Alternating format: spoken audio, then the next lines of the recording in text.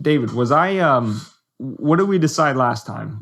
Before we do the intro banter, I'm just gonna say straight out not deadpan, but like normal voice, everything. Weapons of Meme Destruction episode. Absolutely, positively not. 35. No, we didn't decide that. I didn't know what I'm gonna try to keep it to 5 today. I don't know what the heck. Dude, Grandma said she was so proud. I know. She was proud of your. It made my bosom swell with pride and also my heart break inside it. I was like, oh, her Grandma wants less F words. Anyway. No, you stick with what skyrocketed us to 198 million podcast out of 3 million. All right. We didn't get here for no reason. You stick with tradition, no matter how stupid or mundane it might sound. We talk about nonsense for the first 5 minutes. Telling Grandma you said her tradition was stupid. I didn't say her tradition was stupid. How dare you conflate my words? You know, you are. I couldn't resist. You are a cynicist. Anywho. Was cynerist? Synergistic. You're a synergistic centerist that likes to pick on other people. Because you're high and mighty. Well, in your ivory tower. Should we privilege? Should we go picking on some people? I don't know. I don't think I'm done with this. Is there anything that happened to you during this week that you'd like to discuss? No. No road rage incidents. No bikers punching your flipping car, Grandma. Did that happen to you again? No. Like, you did catch yourself, right? Don't you have any anecdotal? I'm going to say Grandma after every damn time I wanted to say the F word. The spirit of Grandma is with us. Spirit of Massachusetts. Anyway, so nothing happened to you this weekend. You just went back down south, and I stayed here in the Bat Cave, and nothing happened to us. And then we're back again. In the real world, nothing. Like happened? In the real world, yeah. I mean, a lot of stuff. Spring break. Oh, we had super spreaders all over the place. Oh, really? Right. About 2 weeks, it's going to be a wasteland down here. It's going to be, the new wave. Yeah. Catch the fever. Anywho, all right. Well, if nothing happened, then nothing happened. So let's just. I'm sure you'll pull it out of this episode at some point as we proceed. Pull it out? Yes. Like spring break type of pull it out, or? All right, launching in.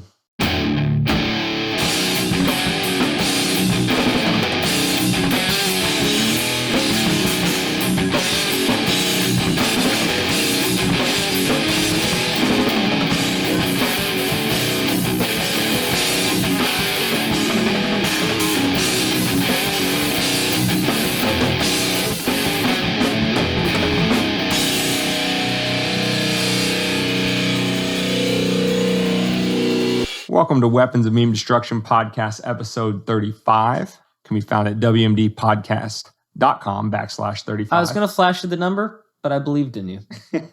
I'm getting good at work. Listen, 35 in, it's nothing but here to the moon. Streamlining. Anyway, podcast catchers, YouTube, all those places, website, jump on the email list. Here we go. Subject of this week. Everything is super duper cool. Nothing bad happened ever. And everyone loves everybody. Right, Dan? If I had to TLDR this episode, I think that would be it. I think that's all right. So probably about 95% of you can go. We'll catch you on episode 36. Yeah. Bye. For the shortest 5 of you that want to hear what the hell is going on in David's brain to make him come up with that little outline of the episode, we're going to dig in. So David and I found an article this week. Let's see. It was published on the 17th. So Wednesday by CNN. And boy, is it the most begrudging article you've ever seen from a major news media outlet. Or I don't know. I feel like mid-sized condemnation for opening up and saying, "Hey guys, you can work." Abomination! It's gonna kill grandmothers across the land. We'll never see this kind of disrepute again. All because of DeSantis and his Florida and the Trump and the Orange Man and Is that enough? Yeah. I think we're good. Pretty much. I think that happened like 9 months ago. Yeah. If 8 or 9 months? I'm remembering the date correctly, because I don't think it was in this article, but I think like September 25th, 2020 is when Florida opened. So they're going with their greatest hits again. So it's the COVID greatest hits volume 2. Yes. Now this is COVID policies now, 50,217. Justin Bieber remakes another song by Toto. The number of extra death caused by Cuomo policies in New York.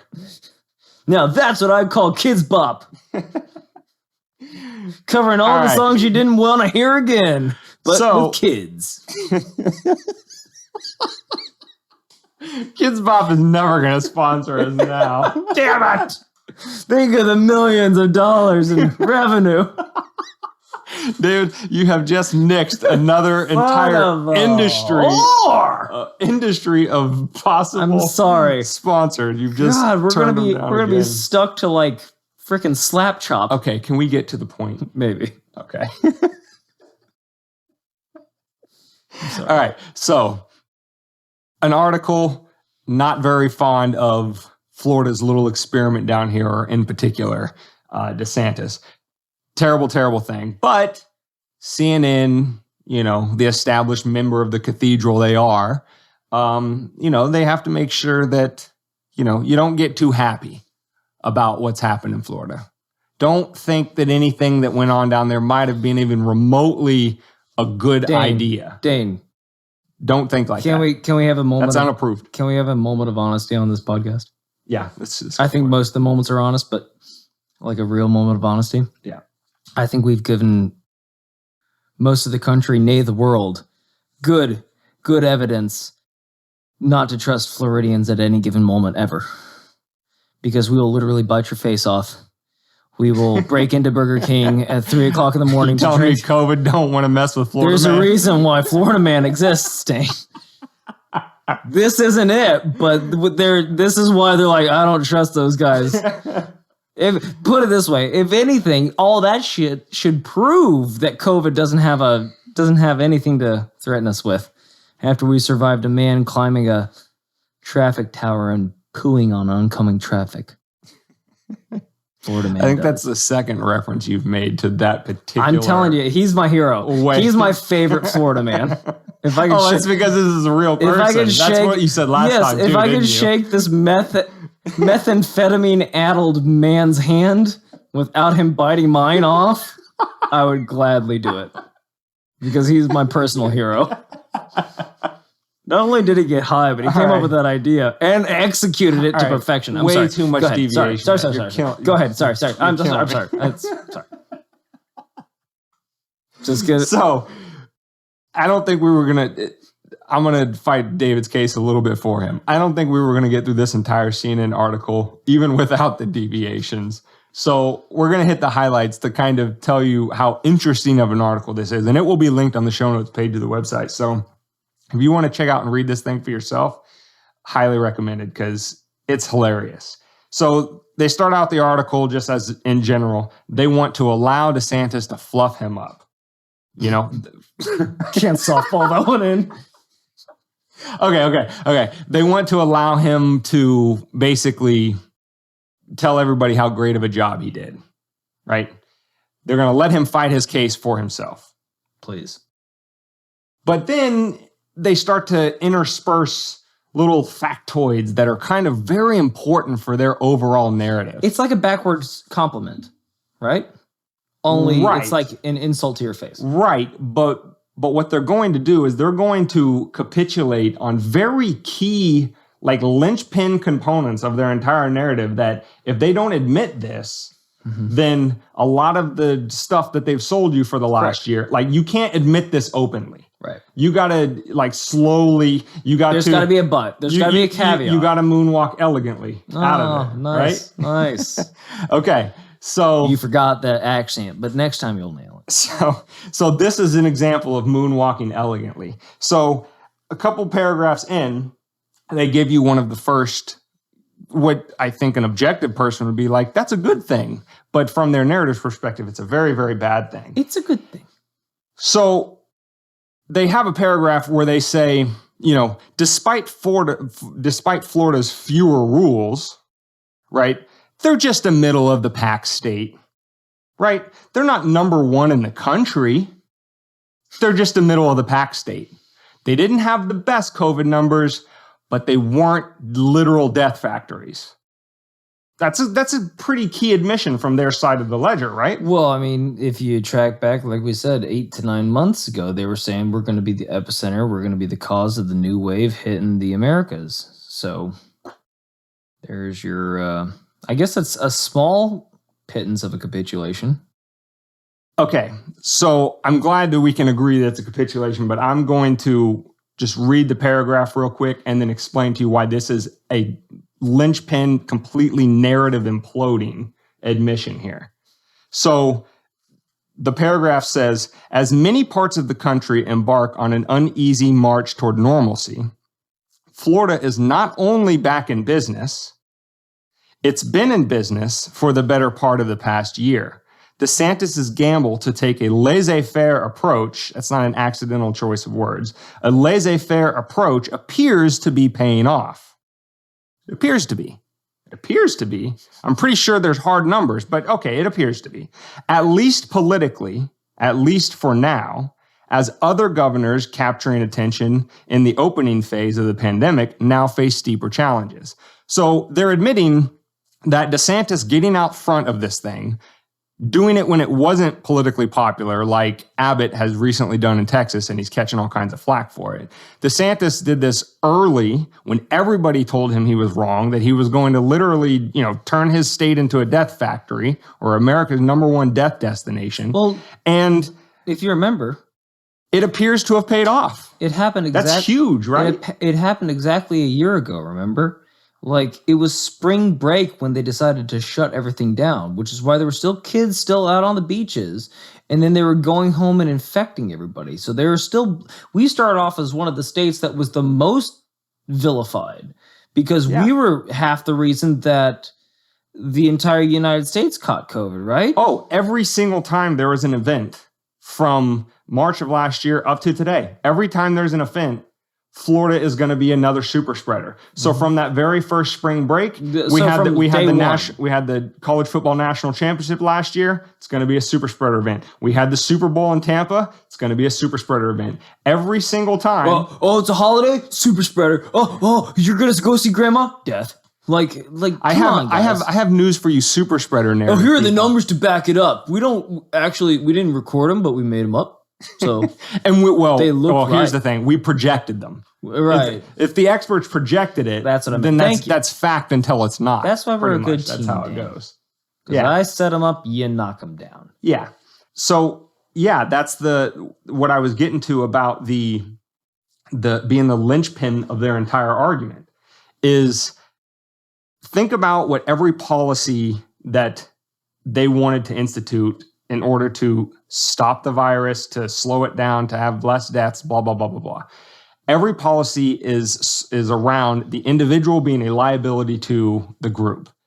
If you go to an event that's a super spreader event, now you're infecting all of these other. If you go out and live your life, as a young kid who has like virtually no chance of dying from COVID, you do that, you're going to infect everybody else. You're the bad person. You're screwing up everybody else. Or if you're asymptomatic carrier. Remember that? I haven't heard asymptomatic carrier in like 6 months, but that was huge in the beginning. And the whole point is, even if you don't express as sick or feel sick, you simply existing in public is a liability to everybody else. So we need to change all the policies. We need to completely shut down the economy. We need everybody to wear a mask everywhere, except when it does matter and it doesn't matter, but who cares?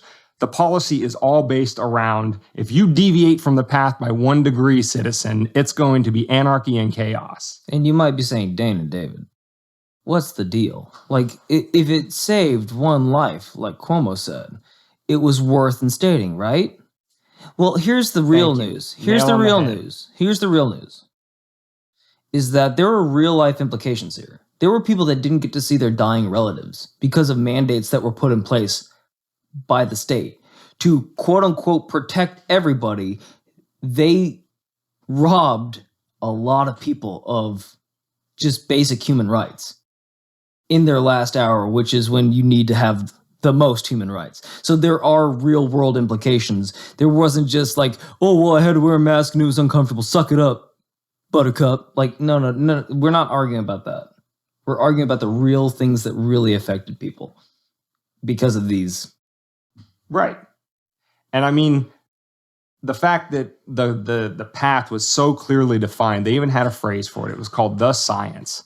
As long as you followed the science and you condemned the right people, like Florida, for taking in the words of CNN, a laissez-faire approach. You remember that The Science Class 101? Oh, yeah. I remember going to The Science that they first taught day. you that everything you learned in that room was an absolute fact that, was never up for debate. Dude, I almost failed the chemistry. Fuck you. First one. I think I was second. How dare you? Who's counting? We'll tally it up. And that's the last point that I wanted to raise about, CNN admitting but anyway, so admitting it, and then they spend the rest of the article going back and forth. Well, DeSantis or Florida is having this result, and that doesn't seem so bad. But this really terrible thing in the future might happen. Whoa, be scared. Like, it's just back and forth for the rest of the article. It's like, okay, we get it. You're begrudgingly saying that something reasonably good happened for the people that happen to live in Florida. That's the worst thing ever that you could possibly imagine. Don't openly admit that. Dan, you want to have an open bet on this podcast? How much do you want to bet that eventually they'll admit that Florida didn't become the epicenter because of Biden's policy? I almost said Biden. I know. Excuse me, because of Biden's policies. How much you want to bet? Oh, of course. Open-ended? Yeah, because he got everybody vaccinated before the spring break hit could really happen. Biden saved Florida from itself. Thank you, loving Father. What day are we recording this? I want to timestamp this. That way, when it does come out on the 20th, we're recording this on the night of March 19th, 11 p.m. Eastern Standard Time. Yes. So if something comes out after that, we got receipts, bitches. And so David, bringing up the point about Cuomo was spot on, because the last stat that I wanted to leave this before we move on to the second and probably a little bit funnier section of this episode. Thank God. Is within the same sentence, they'll say something like, Florida has 3% more cases per capita than a place like California. And remember, California is a poster child for doing everything right. Early lockdowns, early mask mandates, completely destroy the state's economy. Never mind the homelessness. Yeah, just complete basket case. Never mind 75% of the restaurants won't open back up in LA. But we're going to set the results of the two places aside for a second and just throw a couple more points out there. Florida is in the top 5, I think, like the second oldest population in the country. And if it's not, I'd be shocked. And California is like the 3rd or 4th youngest. Now, I don't know about you, David, but if I was following the science, and I looked at that little chart and I was like, well, which groups of people seem to be more vulnerable to COVID? The obese. Well, the older and the infirm. So if you're younger... Oh, well, I was going off the 73% of the people that died. But yes. Okay. Yes, but they were telling us that the elderly were more at risk. Right. We'll put the blanket umbrella term on this, is that you had more health complications than less. Correct. Whether that be result to age or genetics or whatever. They called it comorbidities. Yes. So now, being older is in the higher bracket. The science has told us this since the middle of March of 2020. And they just admitted that, Florida's got more cases, 3% more, but they have 8% less deaths per capita. That's bonkers, right? That doesn't make sense. That makes absolutely none sense. I am very confused. This is my confused face. So, listen, don't take our word for it. Don't, just judge them on their own terms, based on their own arguments that they've made about why they need to be the ones in control, and they're making all the rational policy decisions, and you're not qualified to question them. On their own terms, do their arguments stand up? David, yes, sir. I think it's ad time. You crushed it last week. You're on the spot now. Didn't discuss it. Let's see what you got. Hey, guys. It's your friendly neighborhood podcast co-host, David.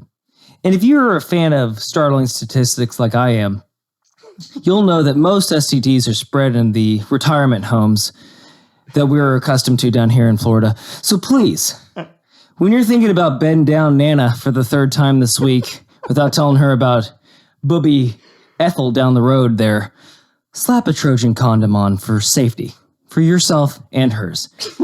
Barely there, she won't care. Trojan man for kids. Back to the podcast. All right. I thought it was going to be a good idea to completely not discuss it unless you just go off the top of the dome. I think we got our second sponsor right there. I think that's more terrifying than actually figuring out what you're going to say ahead of time. I think that's the way we should go from now on. Should we put it just off the leash? Put it into a vote? Put it to a vote. No. We don't want you off the leash anymore. That was not on the leash. This is going to be our last episode. It's okay. That's how bad that one was. Okay. This is what I get. It's true. It's all factual. Back it up. I got the numbers from Trojan. They sent it to me. Okay. And we were just talking about the elderly. All right, David. Are we gonna make a little bit easier go of segment 2 here? It sounds like we are. Hopefully, it's a little lighthearted. Okay. I still believe in us.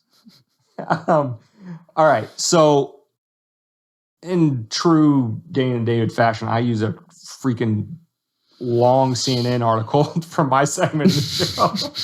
David's like, hey, check out this meme. Here we go. And David's point is much more poignant. All right. So we have a tweet here from a woman named... It is in the name of our show, Dane. Idina Menzel. And you got to find this one on the YouTube version of this episode. We'll put the meme up in the video. So Idina Menzel says, "What a relief. My son just hugged me and said, quote, 'Mommy, no more kids in cages,' end quote. Tears of joy and tears of sadness." Now, if you'll look at the bottom of this tweet, that was tweeted on November 7th of 2020. So what's that? 4 days after the election, right? Pretty confident. It's right around when that was confirmed that Biden was going to be president. Right. So we have a follow-up tweet from the page Breaking 9/11. And it has this to say: "Just in, a South Texas migrant facility is now at 729% of its legal capacity. 729%. Children are going hungry and are only able to shower once every 7 days." This was reported by the Daily Mail, or at least that's who Breaking 9/11 quoted with this stat. So, South Texas migrant facility, 729% capacity. Children are going hungry, and they're only able to shower once every 7 days. Now, David, I don't know if the Trump kids in cages was that bad. I do know the narrative was the fact that they were in cages. I do know that there was a lot of outrage. AOC had a very famous, there's something like 500 Instagrammable moment. Yeah, I think it was something around like 500 or something like that.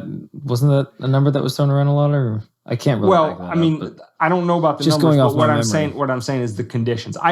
What I'm saying is I have a feeling that if the conditions were like this at that time, we would have probably seen an article. Well, I have questions. If they could prove it, wouldn't they have said that last time? I have questions on the given scenario. Okay. Like, number one, when you were 8 years old, did you know who was elected president? And did you know any of the implications that would go with the presidency? Or did you know that mommy or daddy would be very happy? I think most people would answer.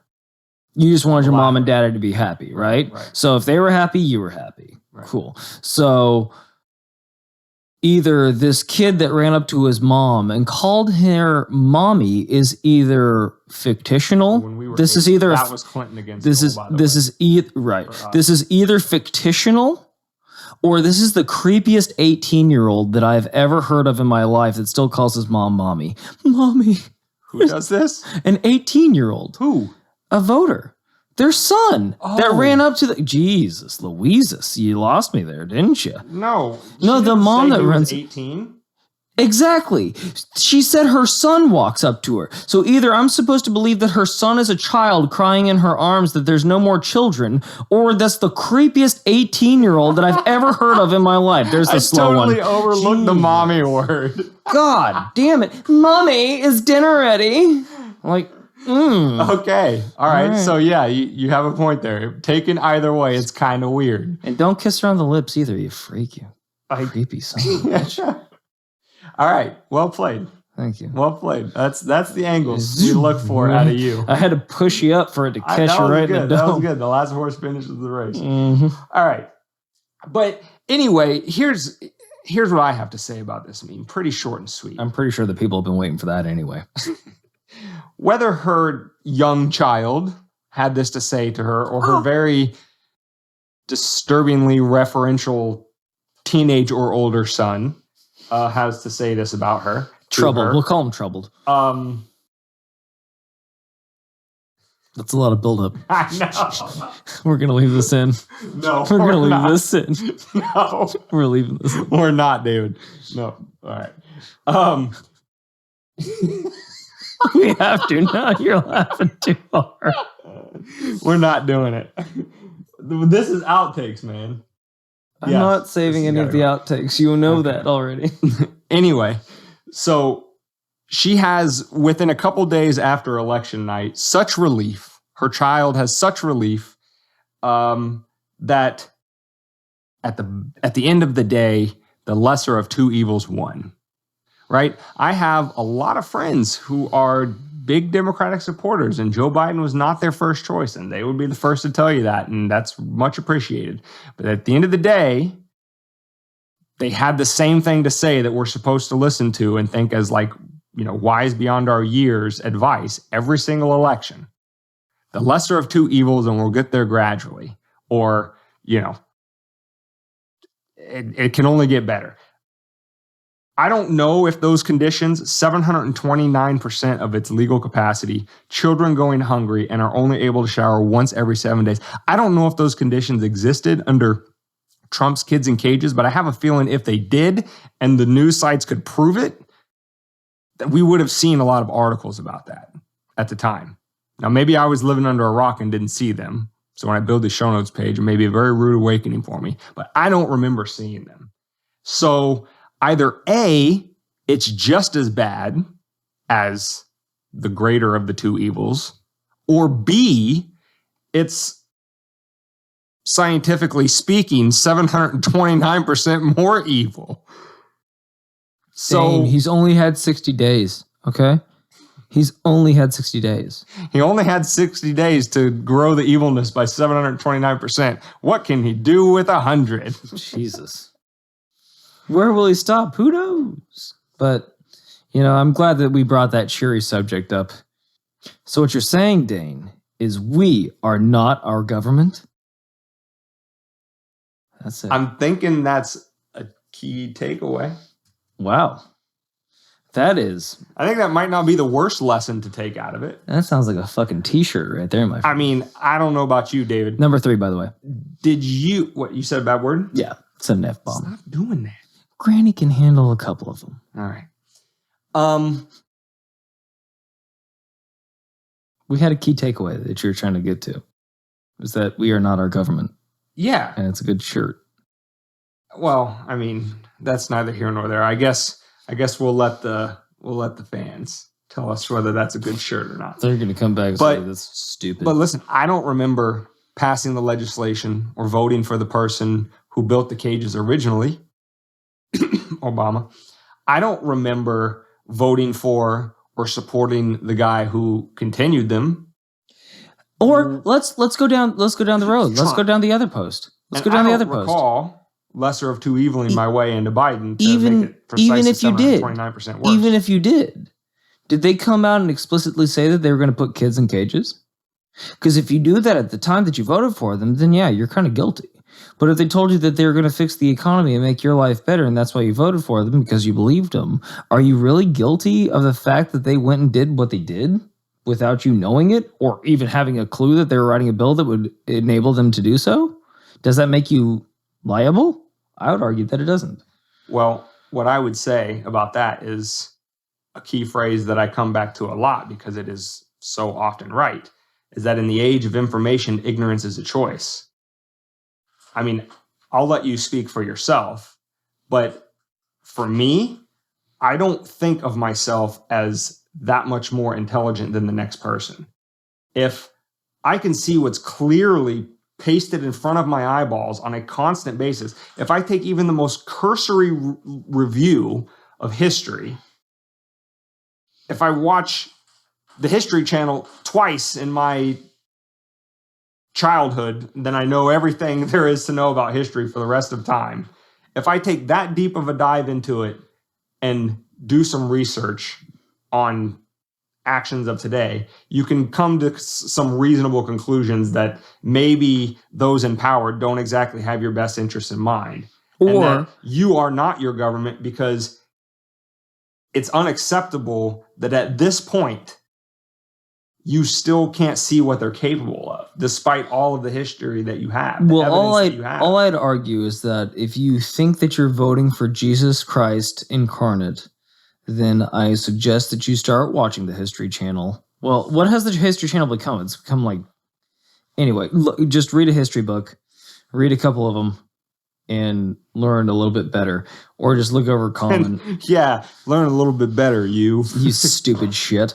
Like, I don't know. We've got overtime anyway, so...